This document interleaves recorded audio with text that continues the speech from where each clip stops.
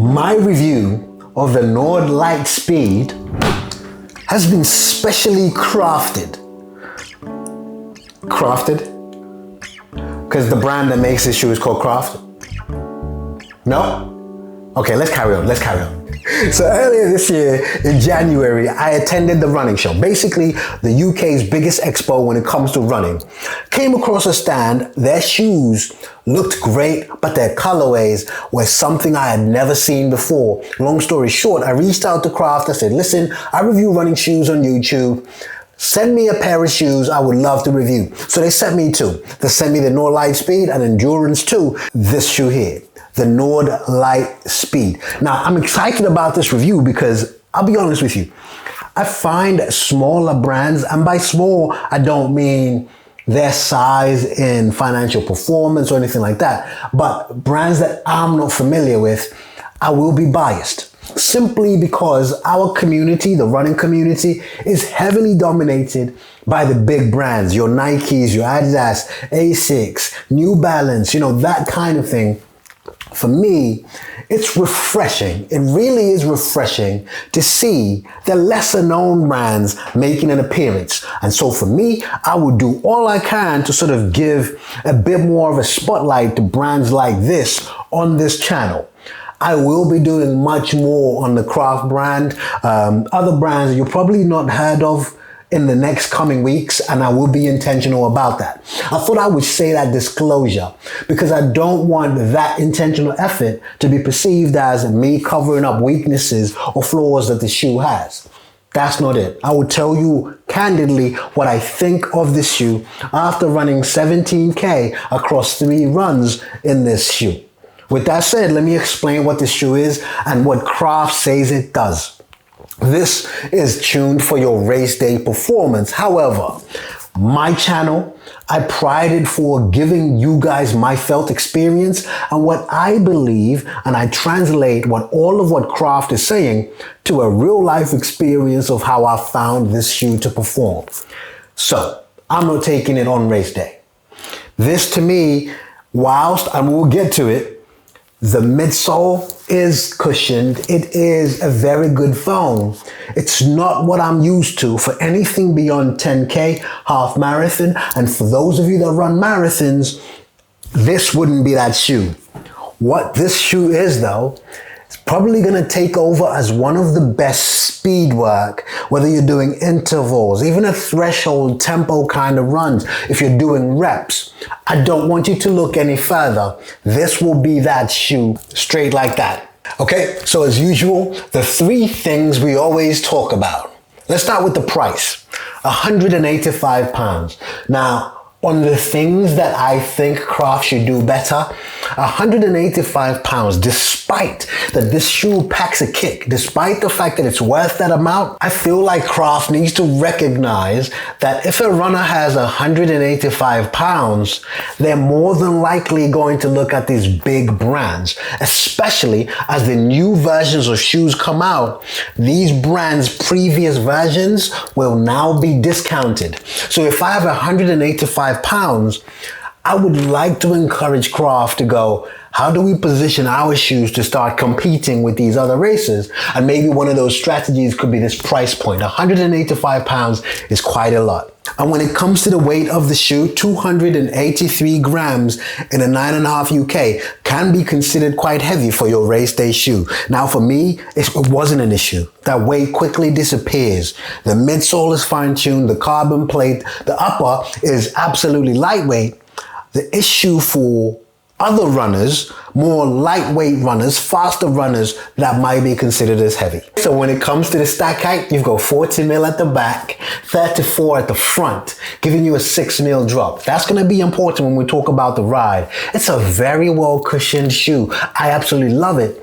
But what Craft promises is the durability of this foam. I've watched many reviews, I've watched them speaking about it, and they promise that this is gonna be one of those foams that will will retain its spring, its out-of-the-box feel for many, many miles to come. I think that part also tells you that it's not as cushioned as can be. Hold on, I'm jumping the gun a little bit.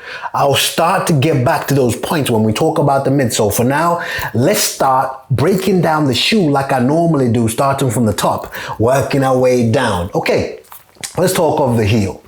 This is where I probably had a lot of problems with the shoe until the runner's knot. Let me explain.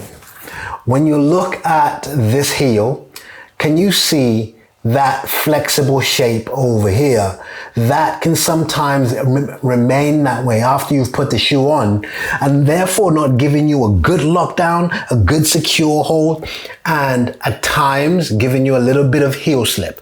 Despite the fact that they've got within that heel, you're going to see that padding. I felt that I needed to have my runners knot done to ensure that that wasn't the case. And I put it down to how open this collar is in the heel. That can feel quite open, and I do have the world's skinniest ankles, which doesn't help. But I don't experience that in many of my other running shoes. But I thought I would flag that is the openness of that heel collar. I've had to use my runner's knot. Now, that's what the runner's knot is for. So I don't necessarily want to write the shoe down and say, oh, I had to use the extra loop of the eyelet. Well, that's what it's for. I just wanted to highlight that as a point for you to be aware of, that if you're going to get the best out of this shoe, be prepared to fully lace it up to that runner's knot. Craft. You see the tongue? Gusset this thing. Gusset it. No, gusset it. Especially on the race day shoe, I promise you. So the tongue's not gusseted, and that saved them the weight. I feel like if they did gusset the tongue, it would give you a fixed position. Every time you put it on, it would go against a better lockdown. And with that said, it's not like I had issues with the lockdown apart from the heel issue I've mentioned, but it's important, for me anyway. When you gusset these tongues, the tongue is fixed. It leaves no thinking about how you position your tongue.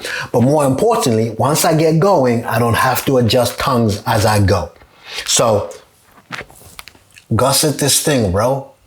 What I will say about the tongue though, you see, right here where the logo is, right there, that is actually a thicker padding that when you tie the laces down, it's kind of protecting you against that pressure. Also, the texture of the tongue ensures a little breathability. It's literally see-through. It's a nice touch. It gives the shoe a premium look and feel. But like I said, gusset this thing, bro. Come on, bro. Camera is focusing right. You see that? You see the end of that shoelace? It even says craft on there. But the laces are great. They didn't come undone. The one thing I want to highlight, as I always tell these brands, do shoelaces like this. You see these eyelets? You see these eyelets here? You see these eyelets? Great. They got holes. They're being reinforced. Lacing system, well crafted.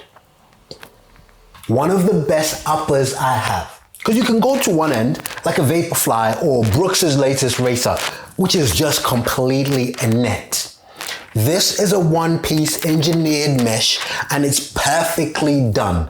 Perfectly balanced between breathability, but not necessarily giving you the feeling that someone's left a window open in your house in the middle of winter. That is well thought out. I can literally see through this thing, but it still has very good coverage. A beautiful contradiction. Let's move on. Not many times in my reviews do I do this. Have you been annoyed by those adverts of that? I won't say what brand it is, but basically the brand sells these and they've thrown an egg and all this kind of stuff and do all this kind of... I'm a little bit skeptic about that because I tried that brand and it didn't quite serve me as well as their marketing portrays. However, we have to talk about this. This is the insole of this shoe. The texture, you press that, it comes back. It's hard for me to explain on camera, but when you press this, it has a way of coming back to its original shape. the reason I looked into it, the spec sheet said it's got this ultra rebound. And I was like, you know what? If they're going to go all out in trying to describe an insole, let me check it out. And you know what? It's one of those few times where marketing material actually serves as true. Well done, Craft. And now the midsole. This midsole works. It does what it should.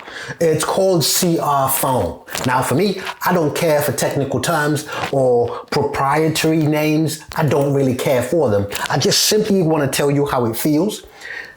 I love PBA foams. This is not quite that, but it is a super critical foam, meaning it's highly technical and engineered for plushiness, and it does give you that. It is a 40 mil at the back, 34 at the front. The reason why I said I wouldn't take this to be a race day shoe as such, whilst the stack is there, it doesn't feel as plush as a Rocket X2 does, as a Vaporfly does, and it's not supposed to. This is why I think it performs very well for speed.